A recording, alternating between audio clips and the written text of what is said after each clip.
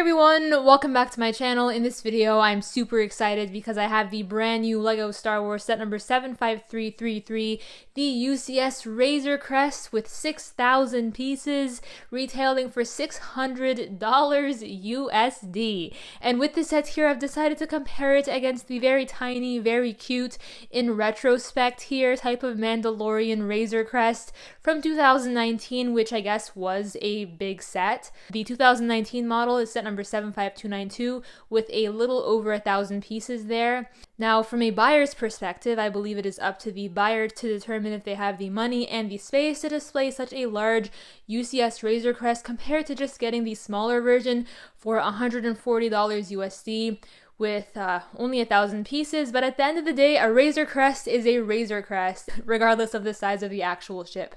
Without further ado, let's get right into the comparison and see the differences between both of these sets, and if the UCS version is actually worth the price compared to a set that's also currently on the market. Without further ado, let's get into it.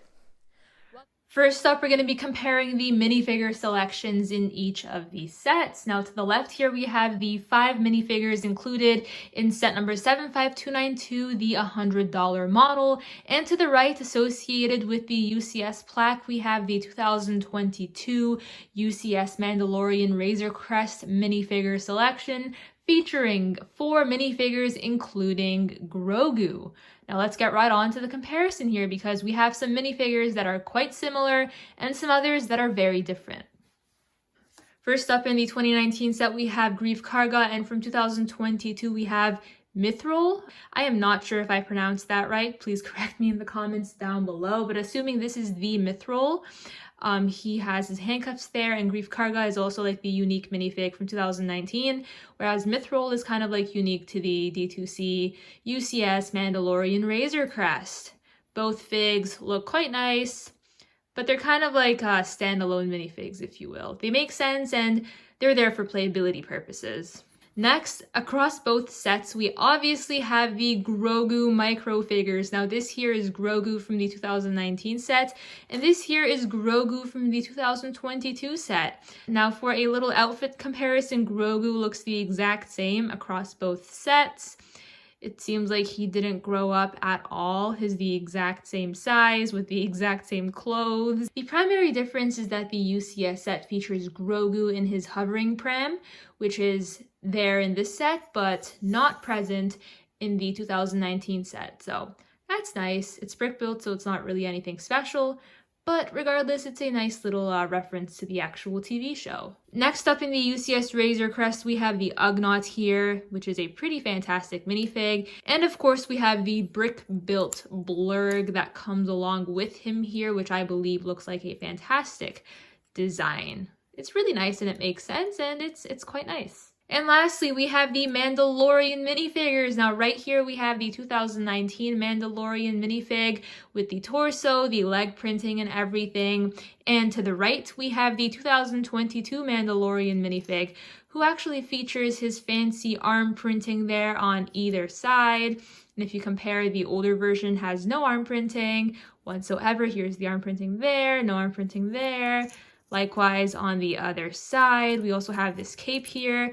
We have the exact same cape across both minifigs, which is quite funny. The exact same leg piece and everything. As for the headpieces, we simply have a black headpiece in the 2019 minifig. And we have the Mandalorian's face reveal there, which is quite funny. And honestly, I'm really glad to see an actual face to the Mandalorian instead of like this black void of nothingness for a headpiece. As for the helmets, this here is the Mandalorian's helmet from 2022. You can see that fancy line there and the printing. And if you compare that against the older helmet, it actually has no printing on the forehead there or on the sides, so it is quite plain compared to the brand new headpiece there. So that's a nice little added bonus. Now that we have the minifigs out of the way, it is now time to compare both of the Mandalorian Razor Crest ships. First up, we have a look at the UCS Razor Crest on its own, and it seems like it is a rather large vehicle. Honestly, it is very difficult to lift. Comparing it to this cute little ship, which is the $140 model, it is so much easier to carry. It has the same exact engines, obviously on a smaller scale. And in general, it just seems like a cute little display piece and playability type of set. The 2022 model offers a more smooth finish, whereas the 2019 model is more technical with more plates and different arcs and curves and stuff like that, whereas this one is all smoothed out, which just seems more visually appealing as a keynote display piece. Taking a look at the back of each of these engines, the engines of this ship here are on these like tile pieces, whereas this one is actually on these buckets, which seems more practical because these have the tendency of falling off or being flimsy, whereas these bucket pieces are more firm. So I guess to each their own, but I personally like the make of these engines a lot more simply because the price is a lot better and more forgiving to everyone's wallet. It's really obvious to see which set is naturally more expensive, considering that the sizing here is directly proportional, such that as the price increases, the size increases. It seems like landing pads are also persistent here. We have landing pads on this side. It does look quite nice, and obviously in the larger version, the landing pads are far more sophisticated. The larger model is not really made for like lifting the set around here and there with ease, whereas the smaller version is literally meant to like swoosh around in the air and have fun. This here, unless if you're like the Hulk or something, if you try swooshing it around, you'll break all your limbs and you're gonna like suffer. So don't try it at home. As for the noses, if you will, of the Razor Crest, you can see that the nose here is far more detailed with all of the various plates and tileage all around there, whereas here we simply have toned down tiling with only the light gray and the dark bluish gray color scheme there with the two studs.